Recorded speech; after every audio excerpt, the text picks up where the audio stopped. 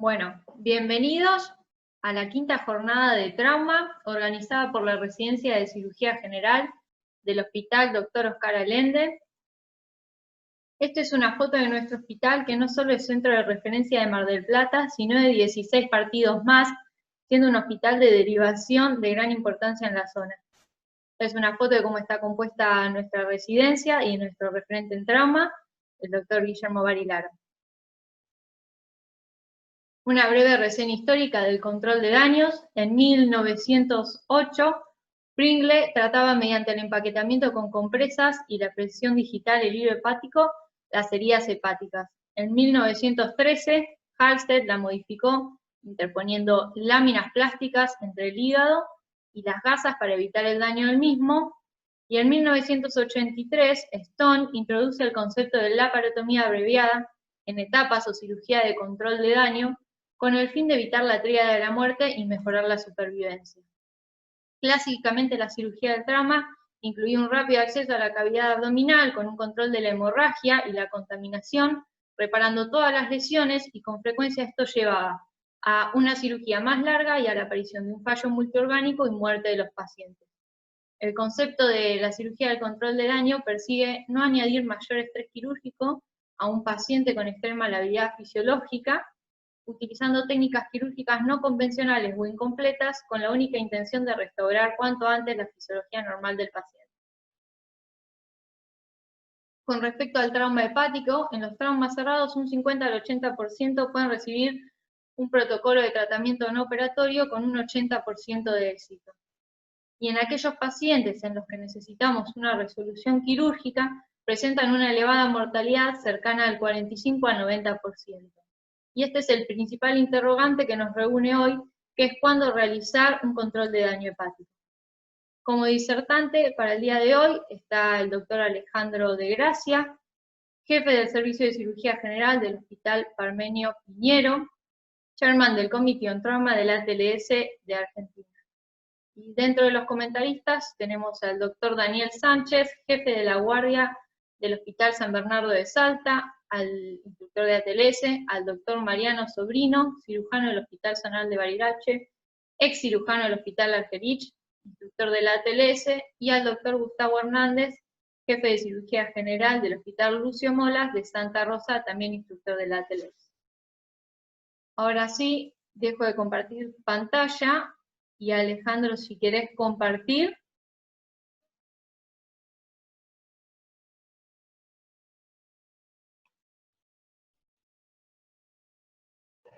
Me dice que el anfitrión deshabilitó la opción de compartir la pantalla.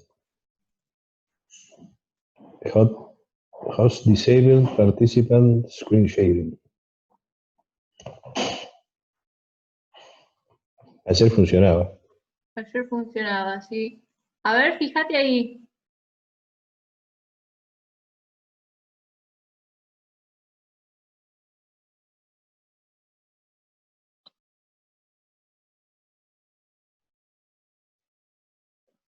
Buenísimo, ahí se ve.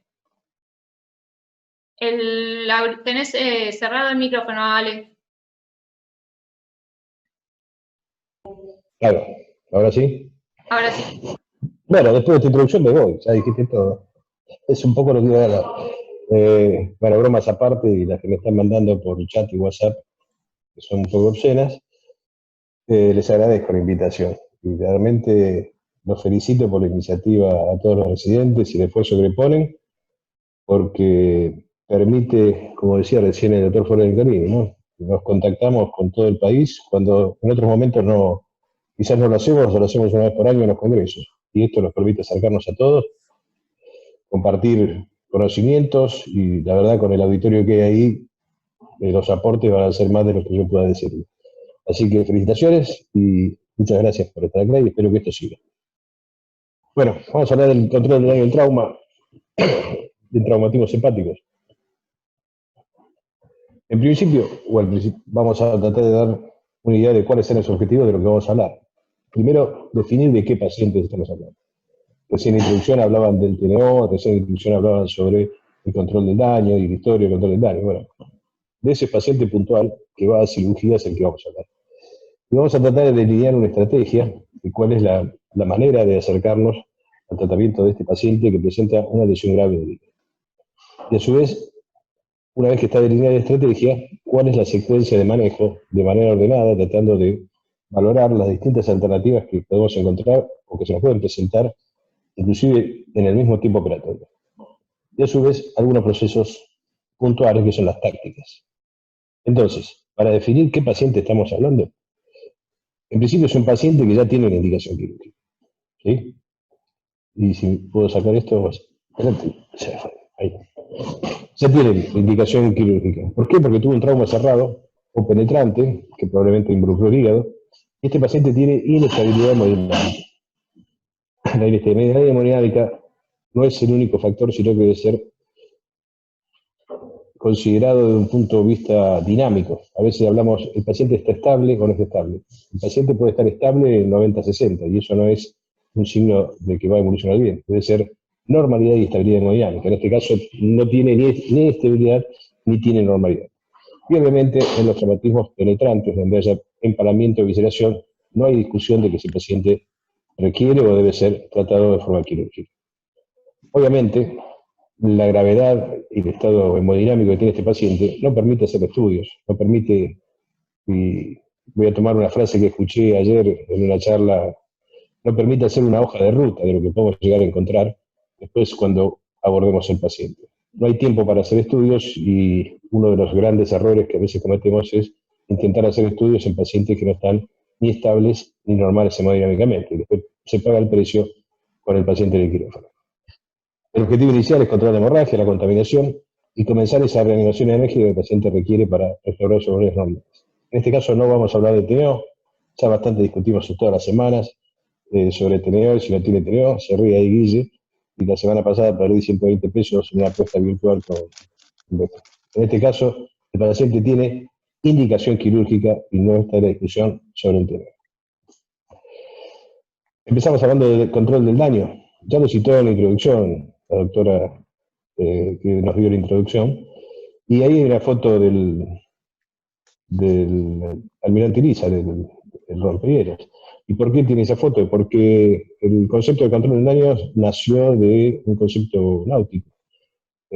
Nació en la Segunda Guerra Mundial, pero creo que lo que aplicó el comandante de Iriza fue el control del daño.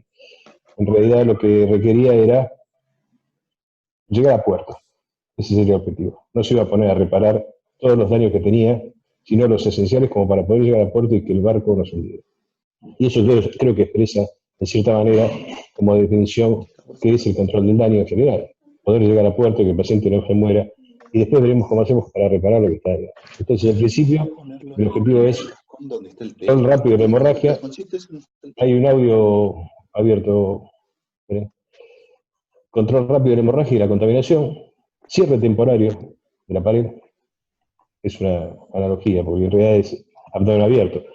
Pero vamos a ponerlo como cierre temporario. La reanimación, su pase a terapia intensiva, o inclusive en algunos casos puede quedar en el mismo quirófano a la espera de recuperar los valores que queremos tener para poder reintervenirlo, y después la reexploración programada. Control del daño en traumatismos hepáticos. El primer concepto que hay que tener es que el control del daño no es la última decisión.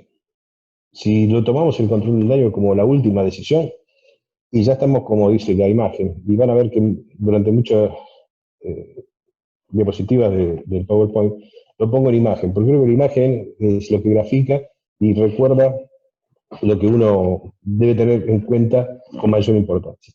Si el tanque está vacío, ahí no hay opciones de ir a andar buscando una estación de servicio, ya se vació. Si llegamos al límite de que ese paciente tiene sus reservas fisiológicas para decidir hacer el control del daño, el tiempo que nos queda es muy poco, y lo más probable es que ni siquiera con el control del daño podamos llegar a resolver la situación que estamos planteando. El otro tema asociado al control del daño es que la cirugía no debe ser la causa de muerte, ¿sí? Ensañarse a hacer una cirugía de mucho tiempo, muy compleja, lo más probable es que ese paciente lo lleve a la muerte y no le resuelva el problema que presenta. ¿En qué nos basamos? Nos podemos basar en los criterios fisiológicos de hipotermia, coagulopatía, acidosis. Y yo les pregunto, y muchas veces que hablo sobre control del daño, digo, ¿cuántas veces le toma la temperatura al paciente? ¿O cuántas veces tiene el recurso de tomar la temperatura? ¿O cuántas veces le mandan el laboratorio intraoperatorio a ver cómo está su tiempo de coagulación. Y el tiempo que va y que vuelve ese paciente seguramente cambió. En el caso de la VG puede ser más rápido, pero lo que nos va a marcar es la tendencia de cómo está ese paciente complicándose, considerando el exceso de base y el lactato como un punto inicial para darnos cuenta de dónde estamos parados. Pero aún así, no lo tomamos como un factor que habitualmente lo consideramos como la decisión del control del daño. Si valoramos la tríada letal, para cuando valoramos a la tríada letal y hacemos lo que dicen los manuales, que dice si llegó a menos de 7,20, 7,10, y con triplicado o duplicado la coagulopatía, y el paciente está hipodérmico, ya estamos en la línea amarilla que marca el tanque vacío de esa imagen que vemos a la izquierda. Es un punto sin retorno y no es el punto donde tenemos que llegar. Si bien es un 10% de las laparotomías en trauma, a veces los casos que tienen, en el caso de Mar del Plata, que tiene una alta tasa de pacientes graves traumatizados, tal vez la incidencia que tenga de control del daño sea mayor de lo que uno piensa. Lo hacemos por el parámetro lesional. ¿Se puede decidir según la clasificación de daño hepático? Yo creo que no. O, mejor dicho, podríamos decidirlo si tenemos una destrucción hepática muy severa y que a simple vista podemos decir esta lesión no la podemos reparar. Pero si tiene una lesión penetrante y inicialmente empezó a sangrar y pensamos que lo podemos controlar, cuando empezamos con esa duda, se nos pasó el tiempo y el paciente se complicó. Entonces nos genera un problema que los datos que nos dan como para tomar la decisión de control del daño, desde el parámetro fisiológico lesional, en cierta manera tiene una escala de grises que no siempre nos podemos guiar en forma taxativa para tomar una decisión. Entonces, le agrego, y un cirujano hablando de psiquiatría, ¿no? El Gestalt, ¿qué dice el Gestalt? Clasificar la percepción como un todo. O sea, si tomamos un punto como para tomar la decisión de control del daño, un parámetro fisiológico, estamos tomando un dato aislado. Y tal vez el paciente todavía no está hipotérmico, sí puede estar acidótico. O al revés, el sangrado es permanente y todavía no está hipotérmico ni coagulopático, pero en los próximos 5 o 10 minutos sí. Entonces la idea sería que analice en forma global, ¿sí? Y hoy no lo veo a Beto, que le gustan las comparaciones futboleras, que vea toda la cancha y que sea un jugador de toda la cancha. ¿Nos preparamos? Bueno, ahí lo tenemos al gran corredor. ¿Y en qué nos preparamos? Vamos a prepararnos desde el punto de vista personal y psicológicamente, como hacen estos corredores que mientras están pensando en la carrera que van a correr y más allá del desarrollo físico que tienen, se concentran con una particularidad que es admirable. Entonces, ¿en qué nos preparamos? Primero de todo, ¿quién es mi equipo? Creo que el secreto de cualquier funcionamiento es el trabajo en equipo. Y para los que les gusta la saga de la Guerra de las Galaxias, lo van a entender en la frase que se le diga. ¿Hay un Jedi o hay un Padawan en el equipo? ¿Sí? O son todos Jedi o son todos Padawan. Ahí es una gran verdad. Todos tienen experiencia, algunos tienen experiencia. Primero decidir que en este barco que estamos, quiénes son los tripulantes, porque si no, no sabemos cómo lo vamos a poder manejar. Y eso es importante para ponerse de acuerdo con el resto del equipo, cuáles van a ser las tácticas, cuáles van a ser las decisiones, y los que participan en ese equipo, poder opinar y tal vez ver lo que en la vorágine de esos segundos que hay que tomar decisiones, la visión de otro lado también nos puede dar una ayuda. ¿Sí? ¿Qué recursos cuentan? Creo que la imagen es más que elocuente, dice Lost Spring Population 1. No solo en la cirugía, ¿sí? Los recursos que cuentan en la cirugía, sino los recursos que voy a tener después. Lo que no pueda resolver o lo que tenga pensado demorarlo o dilatarlo en la resolución. Cuando termine esa cirugía y requiera, ¿lo tengo disponible? Eso hay que pensarlo en el momento en que uno está en la cirugía. Van a ver o van a escuchar sobre angiografía, colocación de stent, etcétera, etcétera. Sí, perfecto. ¿Lo tengo disponible? Si lo tengo disponible, bueno, valoraré de alguna manera la opción que tengo si voy a dilatar ese tratamiento, teniendo en cuenta el recurso que tengo después. ¿Y para quién es la cirugía? ¿Para uno o para la tribuna? Y esto lo tomo por los comentarios que hacía Alberto Ochac la vez pasada. Ahí vemos al pobre Ibaín, que lo han crucificado con memes en los últimos años, y lo que hizo fue querer hacer el gol de penal para la tribuna. La quiso clavar en la punta y la colgó en la segunda bandeja. En realidad, ¿para quién es la cirugía? Si usted me pregunta, la cirugía es para el paciente. Acá tenemos que dar resultados, lo mejor para el paciente. No importa, hagamos lo que hagamos, siempre hay algo que se nos va a pasar. En una discusión siempre va a haber 1000 opiniones, ¿sí? Pero no operen para la tribuna, operen para el paciente. No es una cuestión de ver, uy, qué grande lo que hice, cuando en realidad el paciente lo sobrevivió, ¿sí? Me jugué a hacer, no sé, una duodena para mía, pero eso no era la indicación. Te salió bárbaro, pero el paciente lo sobrevivió. Entonces, antes de pensar qué hacer, pensemos para quién es la cirugía, para el paciente o para la tribuna. Tener preparado un clamp en compresas. Eso es la alternativa para estar con las armas tomadas, para ver lo que no podamos controlar y directamente lo vamos a ir clampeando con el clamp y la compresa directamente sobre la circulación aórtica. ¿Sí? Para eso requerimos del ayudante. Un satinque protegido, que después lo vamos a escribir. ¿Y por qué protegido? Protegido con un tramo de tubo de Kerr. ¿Para qué? Para que cuando hagamos el clampeo vascular, que se hace en una de las maniobras, que es la maniobra de coche, que ya la nombraron, no haga una lesión en la compresión. Ese clamp lo podemos poner, pero todo clamp que se coloca lastima. El aspirador que funciona, cosa problemática, ¿sí? Creo que no hay cirugía de urgencia y no hay cirugía que tenga problemas, que justo el aspirador se clave y no ande. ¿Qué otra cosa más? El pack de gasas listo, ¿sí? Un pack de gasas y separados en 4 o 5 para prepararse para hacer el packing inicial. Y el doble guante, y después le cuento por qué el doble guante es una cuestión personal. No solo por una cuestión de protección solamente si se rompe. Ahora después, más adelante, explico el argumento. Entonces, en esta secuencia de imágenes tenemos la preparación, quién es el equipo, dónde estamos, si operamos para la tribuna, tener preparados los clamps, tener preparadas las gasas, tener preparados los aspiradores. ¿Y cuál es la secuencia estratégica? Lo primero de todo, ¿por dónde vamos a entrar? ¿Sí? El abordaje que hacemos. Una vez que hicimos el abordaje, hay dos conceptos que hay que manejar y son los dos conceptos que tenemos que tratar de controlar inicialmente. El primer concepto es la pérdida de sangre. ¿Sí? El primer dato primordial de control del daño es controlar el sangrado. En la medida que no se controle el sangrado, cada vez vamos a pasar peor. El segundo dato, el segundo concepto, es controlar la contaminación. ¿Sí?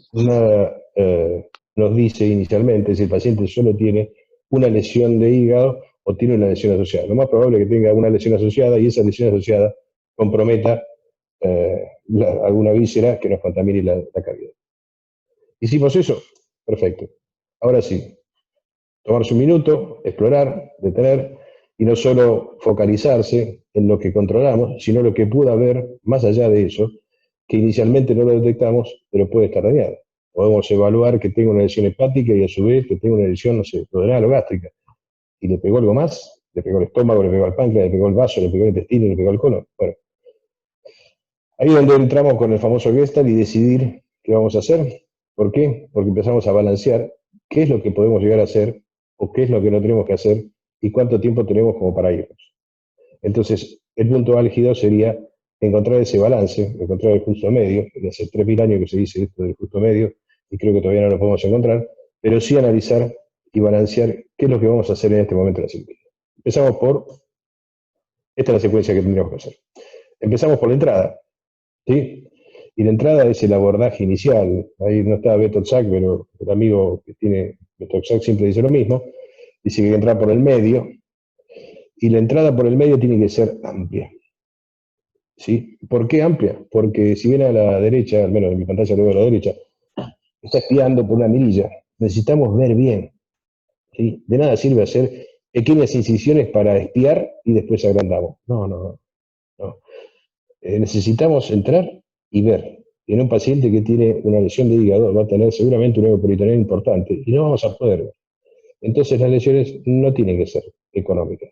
Y voy a tomar un concepto de alguien que lo tenemos como referente en trauma, que es Kenneth Mattox, que dijo que la incisión debe ser sifocudiana, en 3 pasos del bisturí y con un dedo educado. ¿Sí? Obviamente esto es un axioma que tendrá que tener sus limitaciones. ¿Sí? No se entusiasme con el bisturí porque también el bisturí donde pasa corta y puede cortar alguna víscera en el abordaje. Pero abordar al paciente en el reborde del ombligo, una vez que llegamos al ombligo, tomarlo con una pinza de coger, elevarlo y hacer un pequeño orificio periumbilical y a partir de ahí, como dice Mattox, colocar el dedo educado, me parece que es una opción. ¿Quieren hacer una incisión que esquive el ombligo? Tomen una coger, tomen el ombligo, desplácenlo para un lado, para la derecha, para la izquierda, y tracen la incisión derecho de arriba abajo. Cuando lo suelten le va a quedar el ombligo como si fuera circunvalado. No hace falta andar rodeándolo. Así que eso sería una de las sugerencias. Volvemos a la incisión, obviamente dijimos la incisión mediana. Hay algunos que preconizan otras incisiones en los casos aquellos cuando son traumatismos abdominales recidivantes y tienen el abdomen con un montón de incisiones o tienen evisceraciones. Sinceramente yo creo que hay que insistir en el abordaje medial. Están descritos, de hecho Mattox describe una incisión transversal como si fuera en boca de horno. En realidad si el paciente ese tiene un abdomen con múltiples cicatrices y entrar en una incisión transversal, lo que le vamos a hacer es un nuevo problema después para reparar, un nuevo problema para poder cerrar esa pared, y no creo que brinde mayor ventaja en cuanto al abordaje. Esa incisión que está marcada como 3, las veces que la vi usada por cirujanos que tienen un entrenamiento en cirugía hepática, ¿sí? Los que a su vez hacen trasplantes, hacen incisión en forma transversal para ganar más campo. Vamos a ver después cuánto es la ventaja de ganar más campo y qué es lo que logramos con esa incisión. Y creo que uno aprende de las cosas que le salieron mal, aprende de las cosas que no tuvieron buen resultado. O sea que hay un caso que nos llegó al servicio y entonces el cirujano no tenía acceso y bueno, en su momento tomó esa decisión y no es criticable. Lo que se debe hacer es el debriefing después de lo que pasó. Ese paciente necesitaba más campo y le hizo una incisión de coger asociada a una línea media, pero si ustedes ven a la derecha, le faltó un pedacito más todavía como para abrir el abdomen. Entonces, ¿qué hubiese pasado si le hubiese abierto más la línea media? Y tal vez hubiese ganado más campo y no hubiese sido necesario utilizar esa incisión subcostal. ¿Y qué fue lo que ganó haciendo esa incisión subcostal? Bueno, no sé cuál fue la ventaja, pero son cosas que pasan, de las cuales no son para criticar, sino son para aprender. Vamos con el control del sangrado.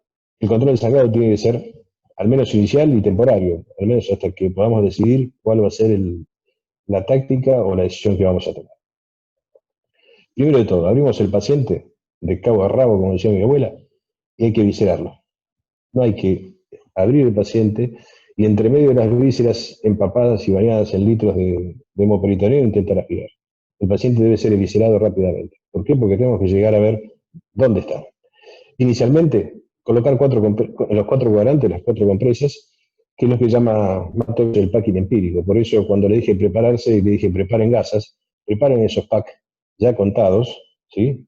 Y lo colocamos en los 4 cuadrantes. Esto no va a ser un tratamiento definitivo, va a ser un tratamiento temporario para permitirnos que la sangre que está saliendo no nos siga empañando el campo y no podamos detectar de dónde viene.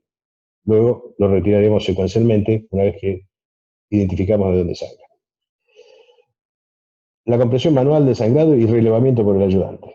Y acá voy a tomar un recuerdo de un amigo que tenemos en el sur, que lo escuché decir que los sangrados vasculares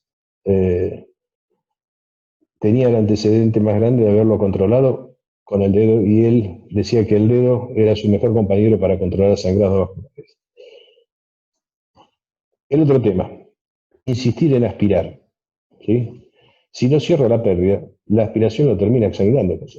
Es como la imagen de la derecha. El señor quiere desagotar ese tanque, pero todavía no cerró la llave de paso. Así que el tanque se le va a seguir llenando y él lo va a seguir vaciando. Lo va a tener vacío en el momento que no tenga más ingreso de agua por el tanque. Con lo cual, si lo extrapolamos al paciente, si no cerramos la canilla, para que logremos aspirar todo y poder ver, el paciente está examinado. Entonces, primero, controlar la pérdida y después aspirar. No insistir en aspirar permanentemente. El principio de navaja de Ockham, que dice, cuando dos teorías en igualdad de condiciones tienen las mismas consecuencias, la teoría más simple tiene más probabilidades de ser la correcta que la compleja. no nos busquemos el trabajo más difícil. La opción más sencilla es la que nos va a dar. Por lo tanto, la mejor solución para contener un sangrado es la compresión manual, sin duda. ¿Sí? Después veremos qué hacemos, pero inicialmente la compresión debe ser manual. Y obviamente no hay que poner pinzas hemostásicas a ciegas, que lo que hace es romper, o si le embocamos y le pegamos al vaso, lo más probable es que ese vaso no pueda ser reparado posteriormente. Entonces, ¿cuál es la maniobra inicial? Comprimir. Y si lo que sangra es el hígado, la idea es llevarlo en forma centrípeta para apretar y comprimir ese sangrado. No importa si lo que tiene es todo desgarrado del hígado, no importa si lo que tiene es un gran tajo, la idea sería poner las dos manos, relevarlo con un ayudante y después vemos qué vamos a decidir. Pero la maniobra más sencilla es compresión manual. Por lo tanto, como dice Mattox, el dedo es el más poderoso que el cráneo. Y eso no se olvida. En este caso lo ampliaría y diría la mano también, haciendo compresiones más poderosas que el cráneo. Seguimos con la misma foto que nos presentaba al principio. Homenaje a Pringle, 1908 escribió su manual. ¿Sí? Y no sabía que le había puesto plástico, no, tampoco sabía que había plástico en el 1913, pero no importa, el dato fue muy importante. Tengan en cuenta que el primer packing hepático lo hizo Halsted en el 1912 y lo criticaron como, bueno, 100 años después lo estamos reivindicando a Halsted con el packing hepático. La maniobra de Pringle es la maniobra inicial que nos permite disminuir el flujo de sangre que llegaría, entendiendo que por la vena porta casi entra el 80-90% de la circulación hepática. La alternativa que tendríamos es hacerle un torniquete de Rommel, pero bueno, si no lo tenemos preparado, estar preparando un torniquete de Rommel en ese momento no es tan sencillo ponerlo y lo más sencillo sería utilizar las manos. Tiempo máximo, 10 a 15 minutos. Van a ver que en algún lado dice que le pueden hacer una exclusión hepática casi de 40 minutos, una hora. Sí, esos son cuando hacen trasplantes hepáticos. Y cuando hacen trasplantes hepáticos lo tienen con circulación extracorpórea o le puntean el retorno venoso. Cuando hacen la maniobra de Pringle, si tuviéramos la oportunidad, en este caso no hay oportunidad porque el paciente está en una situación grave, la maniobra de Pringle le baja casi 10 puntos la precarga.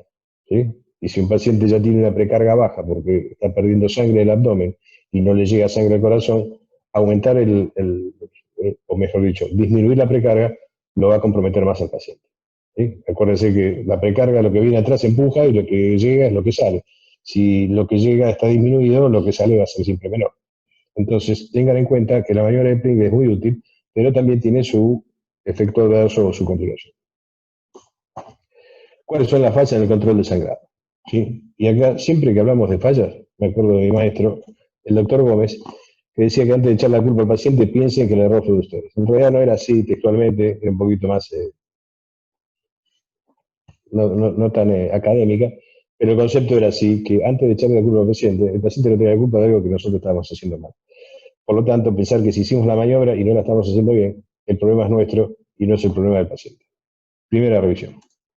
Segundo, que tengamos la mala suerte que tenga un origen en la arteria supracelíaca o que tenga una alteración anatómica que haga que la circulación pase por otro lado y no podemos controlar ese sangrado. Bueno, habría que intentar una compresión supracelíaca. Por eso preparamos el clan con compresa para poder entrar por el retrogástrico y comprimir la aorta y disminuir ese sangrado, al menos inicialmente, hasta tratar de determinar dónde está el sangrado.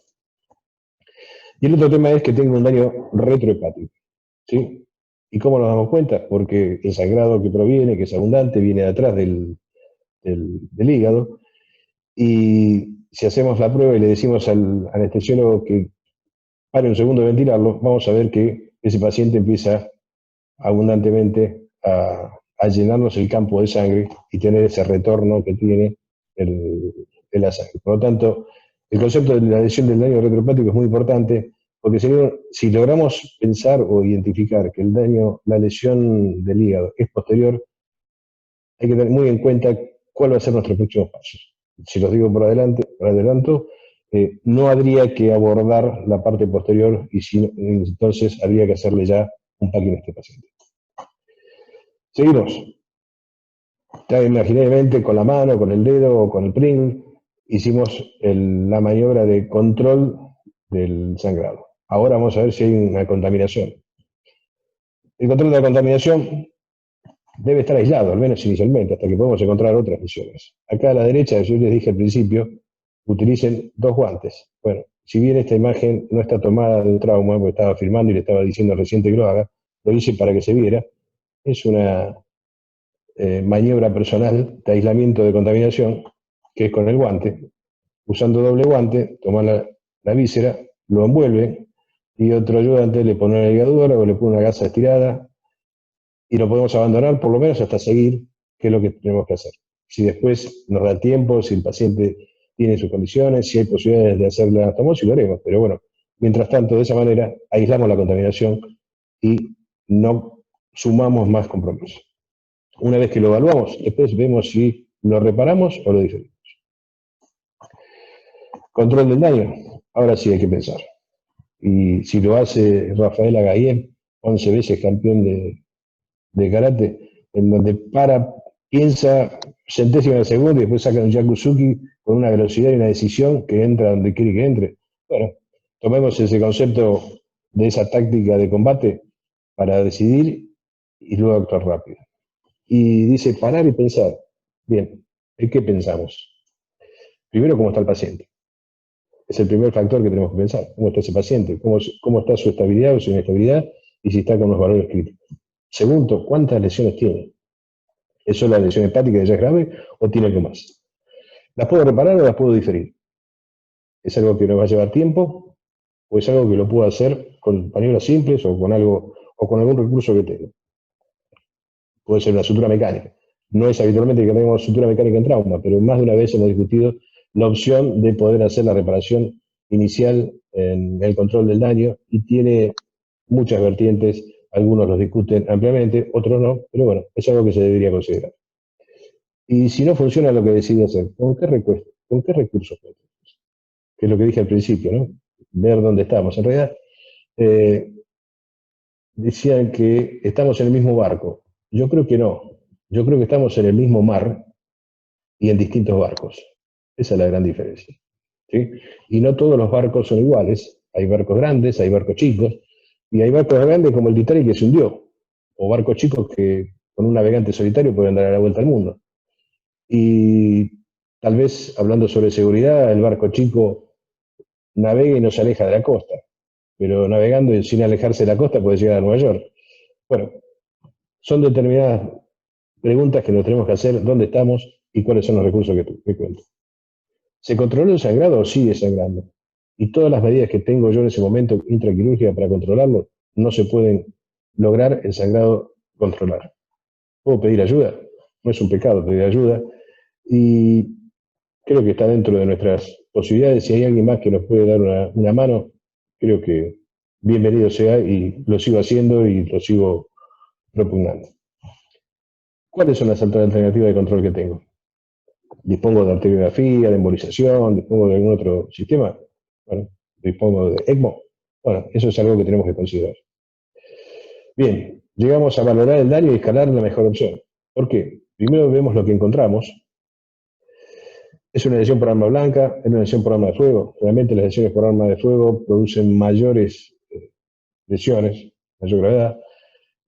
Y a como estamos últimamente, cada vez las lesiones son de calibres más grandes, aunque las lesiones por calibres más chicos, por una cuestión de transmisión de energía cinética, son municiones de muy alta velocidad, con baja masa, entonces su energía cinética es muy alta, y para que se frene esa bala, generalmente tiende a rebotar y provocar lesiones bastante importantes, a pesar de que es una lesión de bajo calibre. ¿Es un traumatismo cerrado? ¿Es un traumatismo abierto? Hay lesiones asociadas. Las maniobras iniciales controlan el sangrado. ¿Cuál es la mejor opción?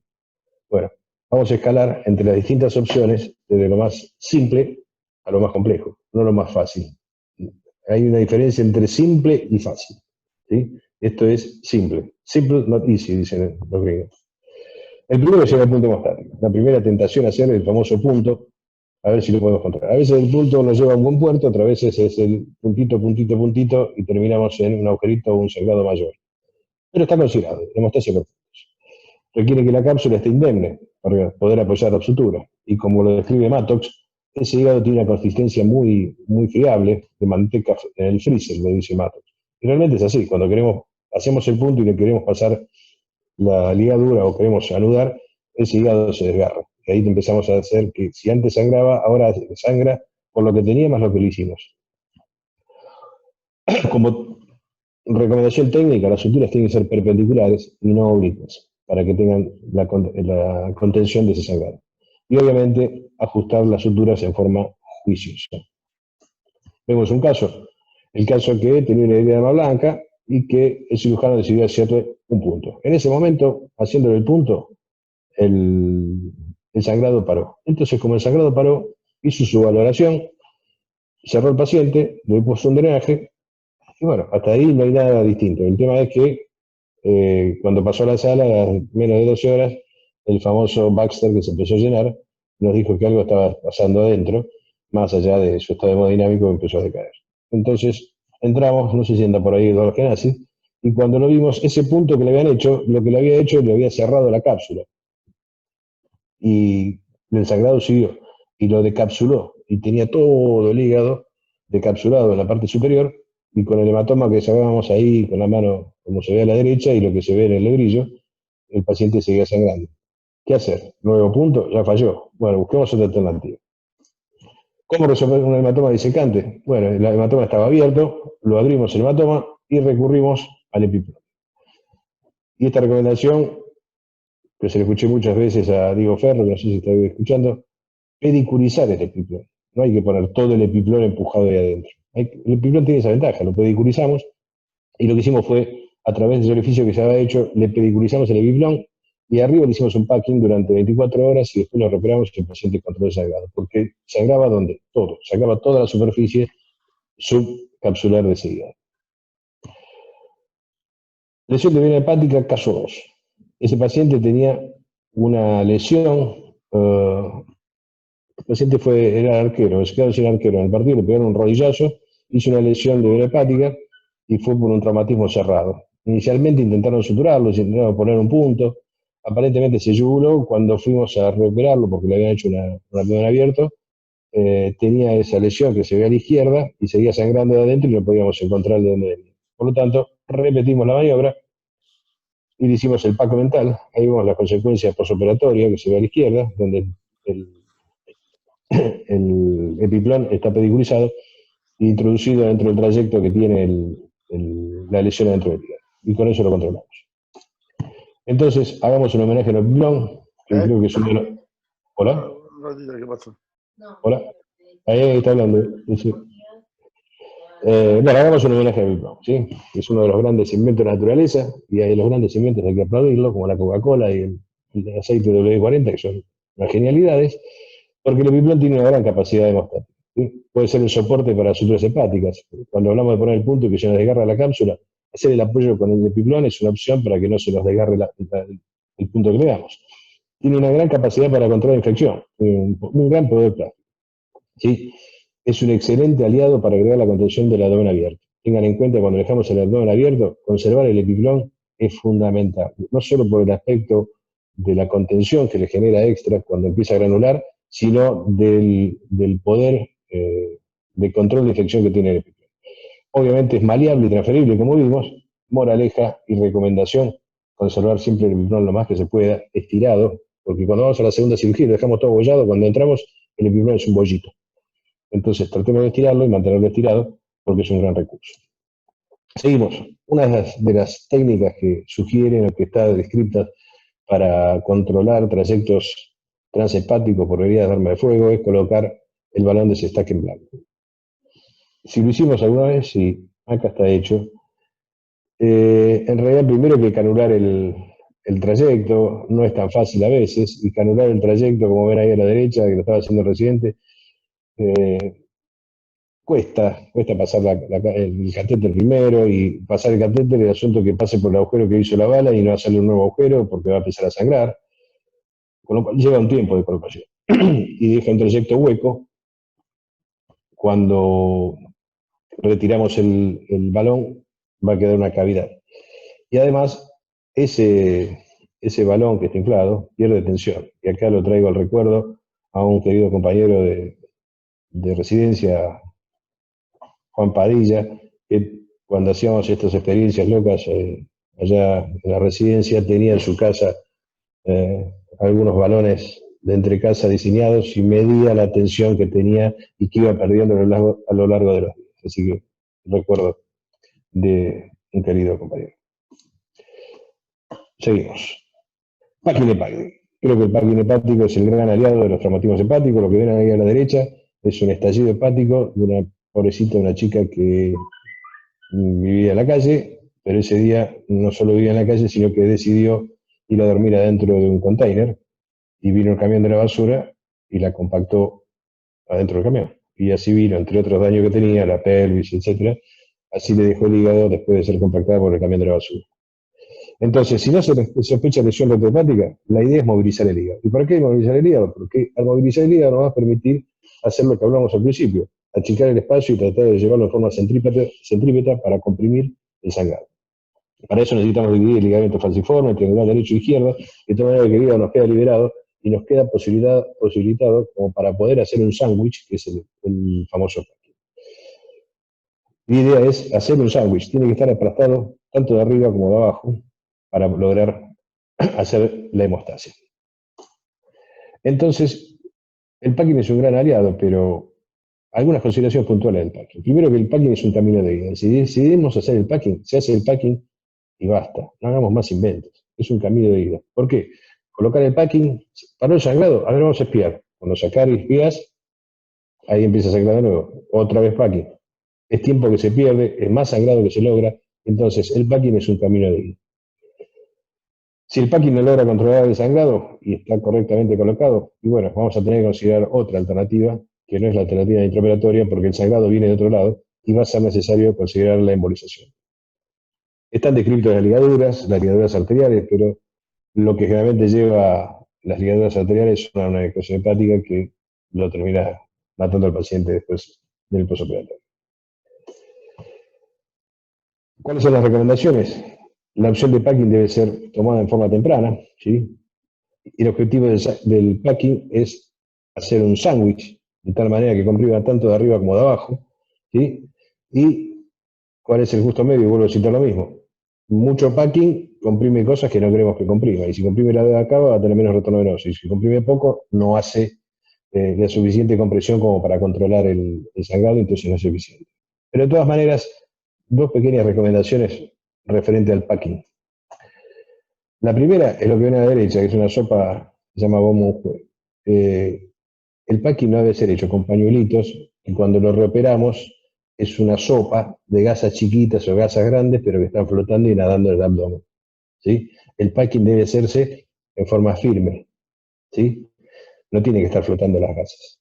Y el segundo tema es un diseño personal que, a pesar de un montón de precauciones, todavía nos pasa que dejamos alguna gasa adentro, y en trauma es una de las chances más grandes que la dejemos, y hay una propiedad particular que tienen las gasas que no se reproducen dentro del abdomen, porque ponemos 8 y el otro día cuando lo vamos a operar tiene 9, ¿sí? Y el problema es cuando ponemos 8 y lo vamos a reoperar y tiene 7.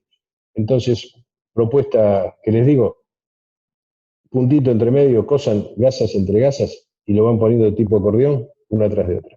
Al otro día, cuando lo saquen, van a retirar una tibia de gasa, una guirnalda de gasas atadas entre sí, y no se nos va a perder ninguna. Una gasa embebida en sangre de 40 por 40 termina siendo un bollito de 5 centímetros por 5 centímetros, y lo más probable es que se pierda. ¿Qué pasa con la lesión retropática? Y son las más difíciles de acceder. Al principio les había mostrado una incisión transversa subcostal, que intentaron resolver una lesión retropática. En realidad fueron a buscar el sangrado y eso compromete más, porque entrar en el retropático es muy difícil, y es muy difícil lograr investigar y dar una solución concreta a esa lesión que está posterior. Entonces el objetivo es controlar el sangrado venoso y no repararlo, y no tentarse a abrir el diafragma, porque al tentar abrir el diafragma, si es que no está abierto, va a venir todo el líquido y todo lo que tenían, o va a pasar todo el líquido arriba del diafragma, todo el líquido que estoy subiendo a la sangre. El Yulatrio Cava. ¿Alguna vez vino un unicornio? Yo vi unos cuantos en las películas. Creo que, no sé si es El Señor de los Anillos o una de esas. Todos vimos unicornios, o al menos sabemos, o si yo les pregunto si ustedes conocen el unicornio, yo lo conozco. Ahora, ¿uno vio una foto de un Yuna Trocaba? Yo vi dibujitos hasta ahora.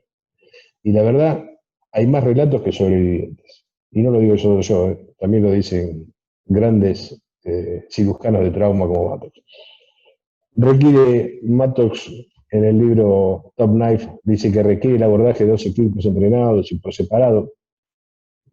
Creo que el resultado de un Yuna Trocaba hay que tenerlo como es un unicornio. No creo que sea la solución mágica para esas lesiones graves de hígado. Dijimos que el control del daño está basado en el control de la contaminación, del sangrado, el cierre temporario. El cierre temporario, el que nosotros aplicamos, es una modificación del cierre de Barker. En este caso, Barker originalmente decidió poniendo cánulas subcutáneas, después evolucionamos a una opción de ponérsela con adaptando algunos métodos locales. ¿Por qué? Porque el 97% de los abdómenes abiertos y contenidos que se hacen en trauma en Argentina se hacen artesanalmente. No hay disponibilidad de un sistema de back para utilizarlo en el momento de trauma, y los que lo tienen no reciben a ese paciente en la atención inicial. Por lo tanto, tenemos que recurrir a las opciones artesanales, en donde se le pone un film para proteger las vísceras, que preferentemente tiene que ser multiperforado, que supere los bordes de la pared, gas entre medio, bomba espuma, otro film más y un film adhesivo, y ponerle el sistema vacío que aspire por dentro de ese sándwich de gasas. Recuerden que la opción del abdomen abierto y contenido no es la solución para la presión intraabdominal. Hay que medirla, y la presión intraabdominal debe ser medida en el postoperatorio y por lo menos cada 4 horas inicialmente en la evaluación del paciente, porque un aumento de la presión intraabdominal nos puede complicar la evolución de ese paciente. Y la garantía de dejarlo abierto no es garantía de que no va a aumentar. En este caso, la pared está bastante afrontada, y ese paciente, cuando tenga el edema de reperfusión o haya irio, probablemente las paredes deben ser aflojadas. Por eso hay que medirlo. Y un detalle que utilizamos en el hospital es medir la presión de la vía aérea y manejarnos cuando hacemos el cierre de la pared o el afrontamiento de la pared, cuál es la variación que sufre la presión de la vía aérea, como para tener una medida o un parámetro para decidir cuando le estamos cerrando o cuando le estamos dejando bien el abdomen, si no se lo estamos dejando muy ajustado o se lo estamos dejando muy flojo. Ahí va. Complicaciones, sí, tenemos muchas complicaciones, como siempre. Acá probablemente haya sido parte de la culpa del packing, o se haya ligado algo y no se vio.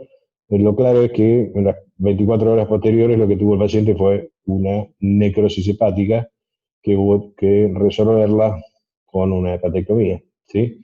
En ningún momento dije hepatectomía en trauma, porque las hepatectomías en trauma no son lo más indicado.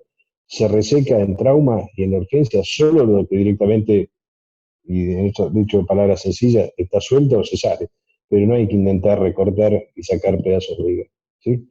Evitar hepatectomías parciales sería la consigna, solamente tejidos desvitalizados. Y otra de las complicaciones habituales que se ven en el postoperatorio son los famosos virus. Lo que ven acá es una reproducción que hicimos a través de una imagen tomográfica, en donde se ve el escape del contraste, y el tratamiento inicial, como se ve arriba a la derecha, es el drenaje percutáneo, en donde evitamos o tratamos de resolver ese biloma infectado, drenarlo hacia el exterior, y se disponen las CPR para disminuir la presión de la vía biliar, que si no la hacen la CPR, y puede tardar entre 1 o 3 meses en resolverse solo, y si la hacen la CPR, acortan el tiempo. Pero en realidad lo que hay que tratar es la complicación infecciosa que tiene ese biloma.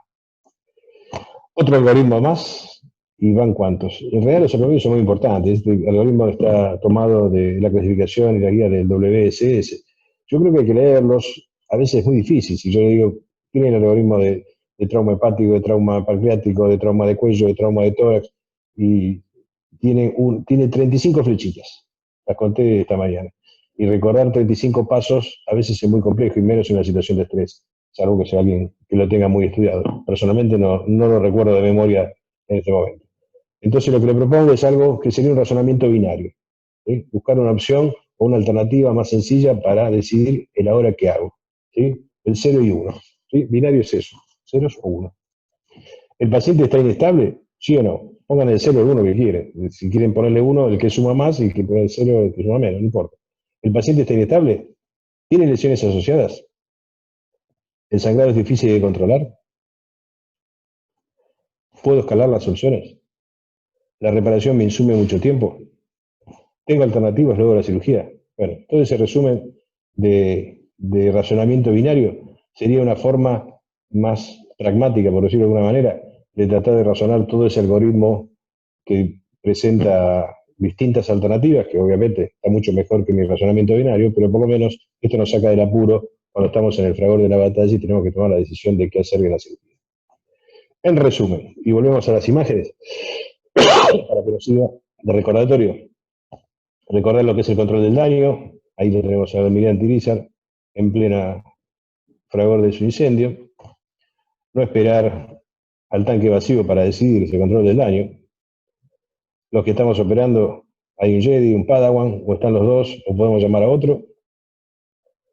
¿Dónde estamos atendiendo? ¿Cuál es nuestro lugar de trabajo? ¿Sí? ¿Qué recursos contamos durante la cirugía y después de la cirugía? No operar para la tribuna, sería otro de los pensamientos que tenemos que tener. Recordar la secuencia de un abordaje amplio, controlar el sangrado, controlar la contaminación, explorar, parar, pensar y decidir y valorar las alternativas que tenemos. ¿Sí?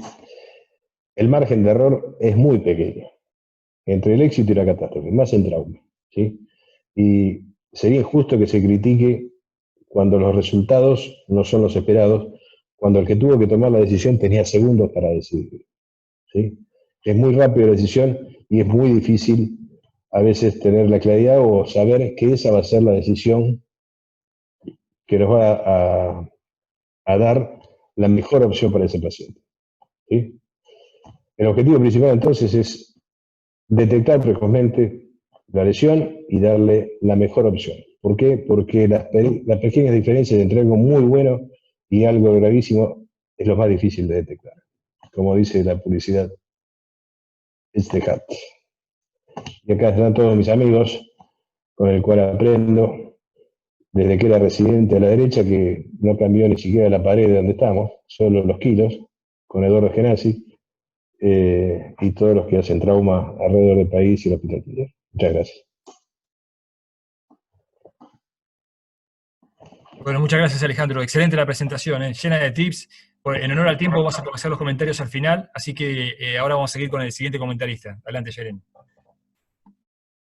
Bueno, no sé si Daniel Sánchez, ¿querés comenzar vos o...? Sí, dale, Yelen. Bueno, Ale, muy bueno, como siempre y como nos tenés acostumbrados. Gracias por compartirlo con nosotros. Y bueno, muy buena, quiero felicitar también a los residentes, muy buena la idea esta de estos Zoom, sobre todo en trauma.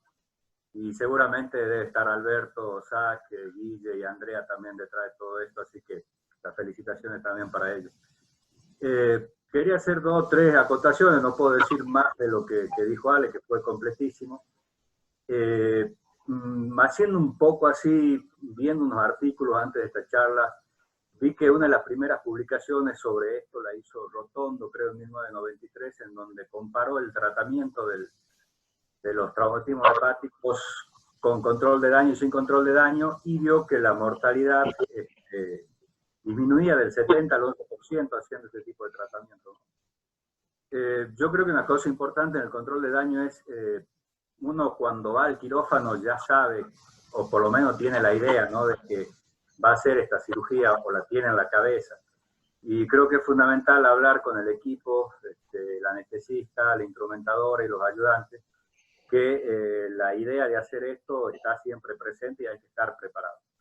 O sea, entrar al quirófano ya con la idea y que, bueno, ya dentro del quirófano que la fuerza nos acompañe, ¿no? Porque si no, las cosas pueden andar mal. Otra cosa me parece también fundamental, estos pacientes,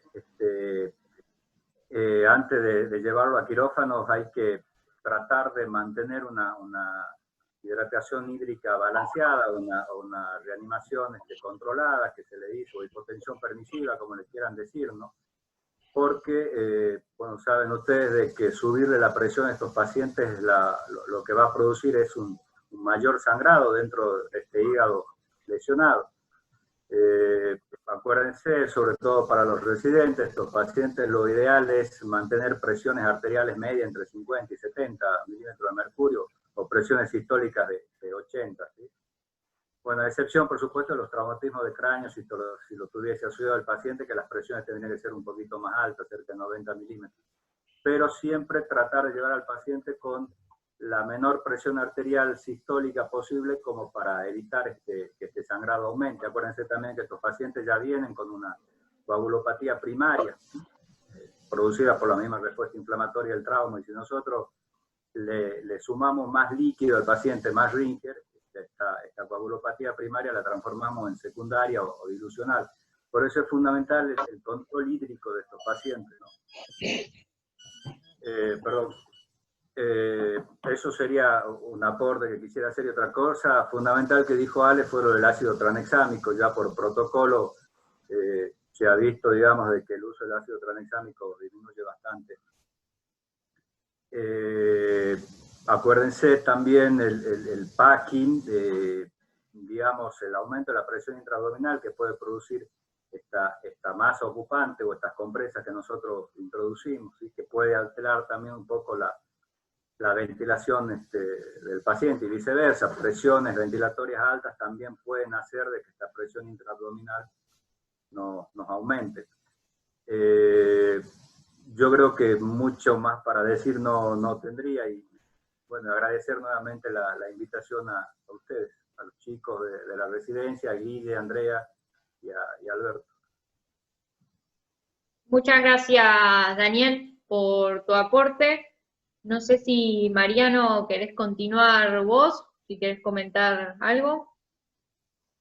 Sí. Bueno, muy buena la presentación de Alejandro.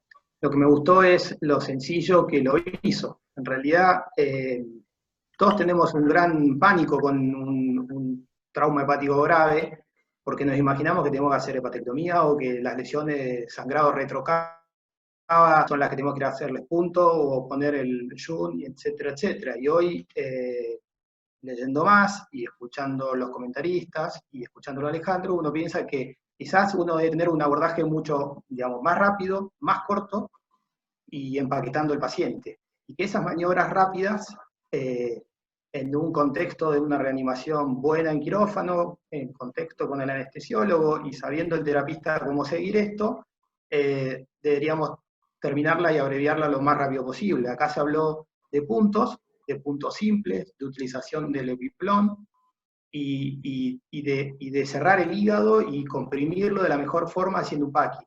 Esas son maniobras que uno podría hacerlas muy rápido, ¿sí? Entonces, en un paciente crítico me da la sensación que insistir, querer hacer algo más, o querer ponerle un shunt, o ir a movilizar para ponerle punto atrás a la vena cava, o eso, ya lo dijo Alejandro, no se debe hacer, y debe rescatarse el paciente para llevarlo lo más rápido posible a terapia y para que tenga una segunda chance. Por eso creo que eso es lo que más rescato de todo esto. Es en terapia donde el paciente se va a mejorar la coagulación, se va a mejorar la acidosis y se va a mejorar sus factores de coagulación. Y ahí hay un punto interesante, que si el paciente no sangra, ¿en qué momento le vamos a ir a sacar ese packing? Y siempre se habla de las 48 a las 72 horas, que es entre lo que uno puede corregir esa acidosis, coagulopatía, hipotermia, y que también puedan entrar a jugar otros factores como puede ser la infección de ese PAC. Entonces la bibliografía habla de antes, dentro de las 48 a 72 horas. Estoy de acuerdo con que hay que siempre dejarlo con un abdomen abierto y contenido, porque el paciente va a ser tiene alta probabilidad de hacer un síndrome compartimental y abdominal, y también he leído de que a veces pueden hacer síndromes compartimentales propios del hígado, es decir, por ponerle un pack demasiado compresivo que puede hacer fallar eso también. Y siguiendo con el razonamiento, que esto es un tratamiento multimodal, en donde existen otras alternativas, como pueden ser la angiografía y la embolización, el tratamiento con drenaje percutáneo de las colecciones y de los vilomas, y posiblemente si yo tengo una lesión de la vía biliar, puedo utilizar otro tipo de estrategia, como son percutáneo, endoscópico, colocación de stent. lo que estamos viendo es que hoy en principio lo que más me preocupa y lo que más salta a la vista es la lesión vascular venosa, en realidad el sangrado venoso. No hablar del sangrado arterial, porque el sangrado arterial también es un juego que tenemos que tener, si le ligamos la parte de la arteria hepática, no le ligamos arteria hepática, o la embolizamos o no la embolizamos. Pero tengamos en cuenta que la gran mayoría es por lesión venosa. Me queda siempre la inquietud, ¿qué pasa cuando se lesiona la porta o digamos, el complejo vena porta, conducto biliar y arteria hepática intraparenquimatoso? ¿Cómo ir a resolver eso y qué estrategias usar? Y por eso hablo de la estrategia multimodal de esto, que podemos usar angiografía, podemos usar otras cosas. Pero bueno, después de escuchar la charla de Alejandro, me quedé pensando cuántas macanas hicimos en querer llevar a un paciente lo mejor posible, hacer la mejor cirugía, y nos llevó 2 horas y media y el paciente se clavó al rato. A mí particularmente se me muere un paciente con una lesión de suprahepática y de vena cava retropática en quirófano y no tuve chance de hacer nada. La segunda, y la otra inquietud que me queda, y yo se lo comenté en forma personal a él, es no se enseña a hacer maniobra de Pringle. ¿En qué momento se aprende a que los residentes aprendan a hacer la maniobra de Pringle? Porque todas las demás maniobras las entrenamos cuando tenemos un paciente politraumatizado, que lo operamos, y el decolamiento, la maniobra de Trincoge, el CATEL, todo eso lo vamos practicando, evaluar la retrocavidad y ir a la cara posterior, pero la maniobra de Pringle no la practicamos. Y a mí me ha pasado ir a ayudar a un compañero que haciendo la maniobra de Pringle tuvo una lesión vascular y nos paramos reparando la vena porta y el paciente se termina yendo a la mierda. Entonces, no sé en qué momento se debe practicar. Vos me lo contestaste muy bien, Alejandro, y yo creo que se entrenan muchas estas cosas de trauma en ablaciones, como vos me lo dijiste, y realmente ese es el territorio donde muchas veces hay maniobras de trauma que se deberían poder entrenar.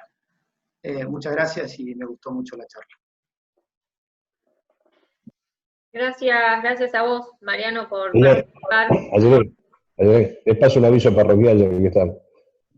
Lo que dijo Nacho es verdad, y las maniobras que se hacen en trauma se ven muy bien en el paciente cuando estamos haciendo la ablación, sin la presión de la necesidad de la cosa. Así que el aviso parroquial es, hoy a la mañana o ayer a la tarde estaba haciendo un programa para invitar a los residentes que puedan rotar junto con nosotros en el equipo de ablación renal y poder practicar estas maniobras, y lo vamos a llevar a los comités de docencia y a la asociación de cirugía, así que están todos invitados para que vengan a rotar con nosotros. Mirá, Alejandro, qué interesante eso, porque hay una red de muchos cirujanos que hacen trauma que están en el país que podrían participar de las ablaciones también. Y capaz que es lo que complementa al cirujano de trauma es ser ablacionista también. Porque el otro día le preguntaba en la charla de simulación a Marcelo y la verdad nadie me lo puede enseñar, nadie me lo puede explicar. ¿Cómo se enseña cirugía de trauma? Porque la TLS, la explicación que me dieron es la maniobra de cómo poner un tubo de tórax, pero ¿cómo se enseña a operar? Es muy difícil. Muy bien, gracias. Tal cual, Mariano. Yo, referido al tema de la formación y los aportes que podemos realizar en el contexto de los pacientes traumatizados y en el caso puntualmente del control del daño hepático, nosotros desde el aspecto docente, justo los comentarios iban enfocados a eso, lo que es la formación del cirujano de trauma y los primeros pasos que da uno cuando uno vuelve, como es en mi caso, a su ciudad de origen y le tiene que tener la oportunidad o el destino lo ha puesto a asistir a pacientes politraumatizados y no tener por ahí, haber tenido la oportunidad de haberse formado, porque por ahí tiene muy buenos instructores, muy buenos cirujanos al lado, pero por ahí el contexto de su lugar de formación no da la oportunidad de tener contacto con pacientes traumatizados graves. En este contexto, nosotros no tenemos residencia de cirugía, tenemos residentes de otras especialidades, quirúrgicas y algunas que no son quirúrgicas. Lo cierto es que nosotros, en el momento de las laparoscopías simples de vesícula, vamos repasando los parámetros anatómicos y por ahí se pone, siempre soy repetitivo y me dicen que soy pesado, el lóbulo derecho, el lóbulo izquierdo, falciforme, cosas habituales que uno distingue, pero siempre hacemos mucho hincapié sobre lo que disecamos, digamos, lo que vemos ahí, el borde libre, el epiplón menor, que representa justamente eso, la puerta de entrada al hiato de Willow, la transcavidad de los epiplones, que por ahí discurren los elementos vasculares, y en la cirugía supramesocolónica, por ahí por otra causa, lo que ahí les mostramos es que si meten el dedo índice y el dedo mayor por el hiato de Willow, lo que tienen es que si lo doblan a los dedos van a ver que se traslucen a través del epiplón menor, y con una pequeña incisión por la parte avascular del epiplón menor pueden generar un acceso para hacer una maniobra de Pringles. Y esa por ahí llegar a ser la oportunidad, fuera del contexto de trauma, de haber enseñado una maniobra que por ahí les puede ayudar a hacer una cirugía y menos o más exangüe, y darle la oportunidad de ver lo que está pasando en ese hígado politraumatizado. Yo, eso desde la parte docente, la verdad que yo por ahí les acerco mi experiencia como cirujano cuando volví acá a Santa Rosa. Había terminado mi 4º año de residencia, o ni siquiera los últimos 3 meses los roté acá en Santa Rosa, y testigos acá presentes. Mi tercer guardia de cirugía de acá en el Hospital Molas, recibí un chico de 17 años traumatizado, ¿sí? Recibió el impacto de una patada de caballo en el hipocondrio derecho, y lo habían trasladado 200 kilómetros sin una vía aérea, en shock profundo, sin vía aérea definitiva, y con 2 sueros fisiológicos que habían llegado escasamente consumidos desde lo mismo que le habían puesto en el lugar de origen a nuestro lugar de recepción. Lo cierto es que le hicieron el FAS, le hicimos el FAS, perdón, le hago el FAS, da positivo mientras le resuelven la vía aérea, y bueno, claramente el paciente de shock profundo fuimos a quirófano. Le hacemos la incisión y pasó lo que era evidente, una pavorida salida de glóbulos rojos que uno trata de atajar de lo que sea y empieza a poner gasas en forma masiva y desesperada.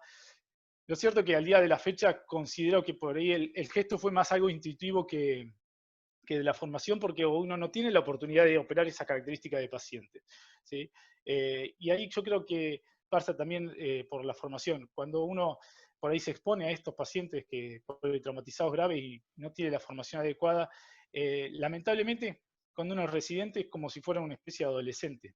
A uno le pueden decir las cosas, cómo hacerlas, se las pueden mostrar incluso, pero hasta que no la vive en carne propia, no la internaliza, y tiene que entender que justamente lo que decía Alejandro, lo que decía Mariano, ¿sí? Lo que decía Daniel, no existen maniobras heroicas complejas para hacer en estos contextos, porque no hay paciente para que lo permita, ¿sí? Creo que no se puede hacer más aportes, ya han dicho todo lo necesario. Me encanta ver caras conocidas, gente que estimo mucho, conociéndola, y aquellos que no conozco en forma indirecta, que sé que son excelentes cirujanos. Así que bueno, muchísimas gracias por la invitación. Gracias a vos, Gustavo. Muy bueno.